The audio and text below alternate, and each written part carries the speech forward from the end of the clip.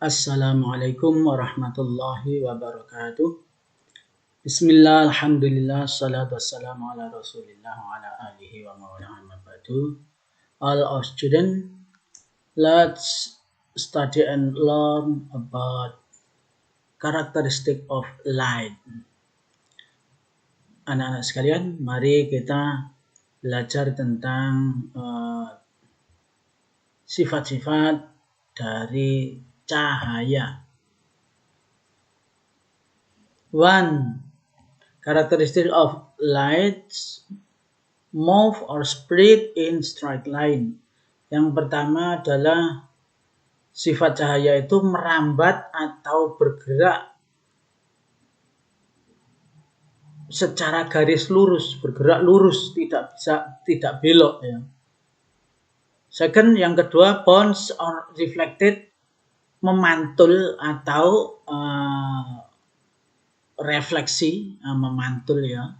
After hitting a polished surface, apabila menatap benda-benda yang mengkilap. Kalau menatap benda mengkilap, dia akan memantul, kayak cermin dan sebagainya, itu dia memantul. The third, yang ketiga, cahaya itu pass by transparent. Cahaya itu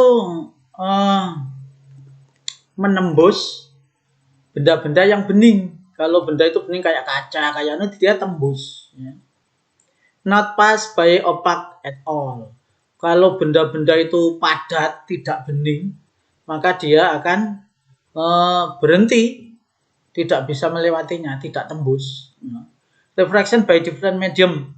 Refraction itu artinya membias itu belok. Jadi cahaya itu tidak bisa belok lurus, tapi kalau kena benda yang melewati benda yang tidak sama, maka dia akan belok kayak lewat air gitu. Cahayanya jadi berbelok karena ada airnya. Disperse by prism, bisa diuraikan dengan, maksudnya cahayanya itu bisa dipecah-pecah menjadi banyak, menjadi jenisnya masing-masing dengan prisma. Prisma itu apa namanya? Media yang berbentuk geometris. Like this. This is the explanation of spread of light. Cara merambat cahaya itu seperti ini.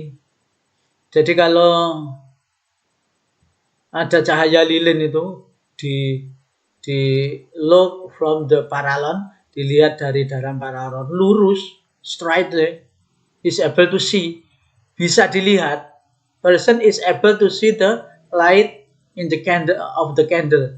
Jadi cahaya lilin itu bisa dilihat kalau lurus. Tapi kalau paralelnya belok gini tidak bisa. Light gets blocked.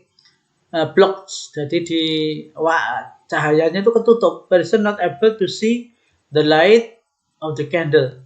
Jadi anak tidak bisa melihat lilin kalau paralon yang dipakai melihat itu bengkok, ketutup ya. Jadi cahaya itu bersifat lurus, straightly lurus. Second, yang kedua, reflection. Cahaya itu dipantulkan. Kayak ini equal angle of reflection, persamaan pantulan, sudut pantul ya. Incident, angle of incident ini cahaya lampu senter, and then pantulannya, angle of reflection, ini pantulannya. Jadi memantul kalau di tempat-tempat yang mengkilap.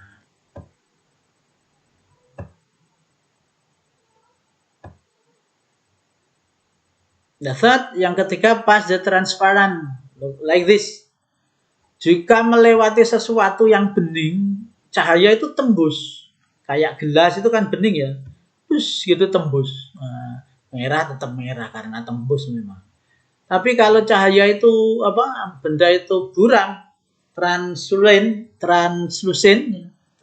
itu buram, blur, cahayanya ya tembus sedikit, tapi tidak tembus semuanya.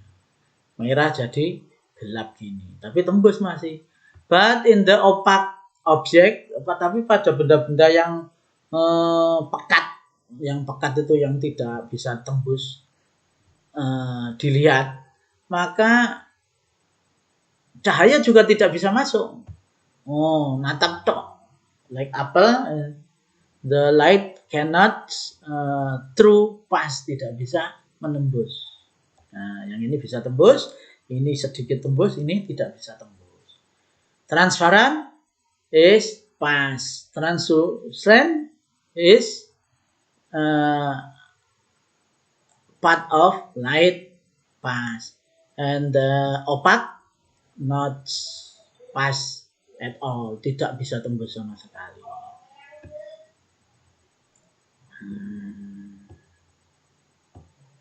I think enough ya. Then refraction atau membias itu arahnya berubah. Like this. If you have a glass of water, jika memiliki air dalam gelas, pensil itu kalau dimasukkan kelihatannya belok begini, ini namanya membias. Like when in what, because the speed of light is slower than in water. Jadi cahaya itu dibelokkan karena kecepatan cahaya dalam air itu lebih pelan. Kalau cepat ya langsung lurus, kalau pelan karena lebih padat ya, dia menjadi belok. Menjadi belok. Namanya membias, refraction of light, pembiasan dari cahaya. Then disperse itu artinya diuraikan. Nah, kalau cahaya itu melewati prisma, cahayanya diuraikan menjadi unsur-unsur cahaya masing-masing. Magiku, hibi, niu, merah, jingga, kuning, orange, magiku, hibinio, merah, jingga, kuning, hijau, nila, ungu. Ini ya, warna pelangi. Magiku, hibinio, red, orange, green, blue, indigo, and violet.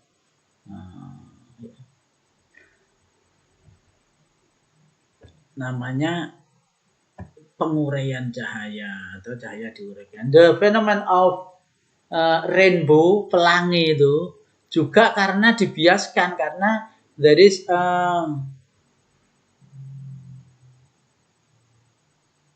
water in air, ada udara, ada air di dalam udara, titik-titik air itu ya, yang membuat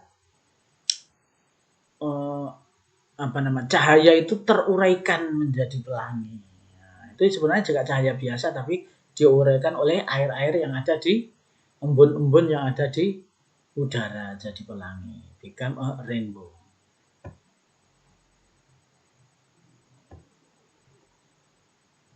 Now the color theory, karena cahaya itu kalau sudah diuraikan, the light if dispersed become a color, menjadi warna. Udara yang diuraikan menjadi warna. The color is consist of primary, secondary, and then tertiary. Jadi warna itu ada yang primer, itu yang pokok, yaitu merah, biru, yellow, kuning.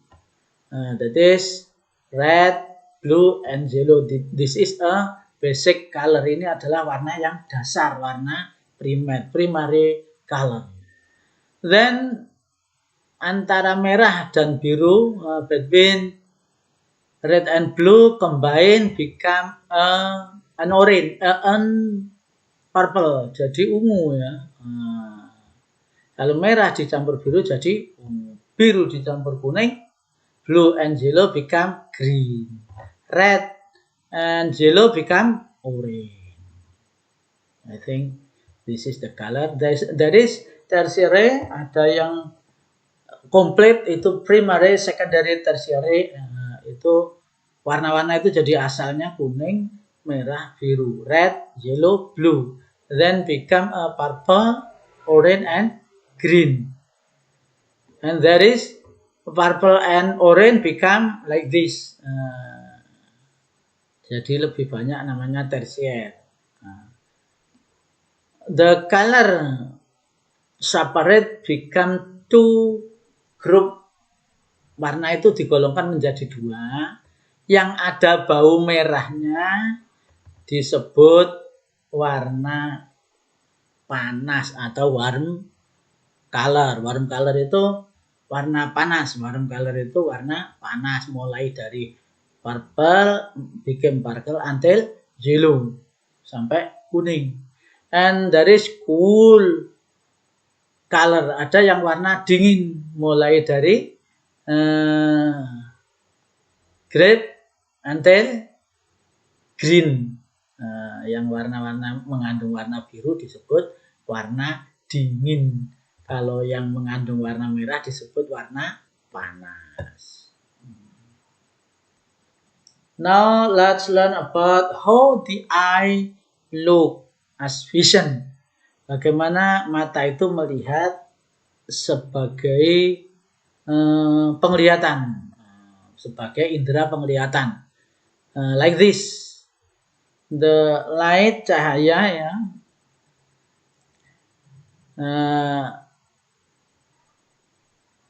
approach to the lens, cahaya itu mendekat dan menyentuh lensa, kemudian fokus by pupil, jadi difokuskan oleh pupil, then through pass optic nerve, kornea, retina. Kemudian menembus retina. Jadi dari luar masuk ke lensa, lensanya difokuskan oleh pupil, kemudian tembus lagi ke kornea. In this cornea, di dalam kornea ini there is a optic nerve. Di sini ada saraf penglihatan. Optic nerve itu saraf penglihatan. Then through to the brain, kemudian diteruskan ke otak. Bentuknya terbalik pertama, nanti di otak diolah menjadi tidak terbalik. I think enough. Akhirul kalam. Allahumma fiqh ila mutariq. Wassalamualaikum warahmatullahi wabarakatuh.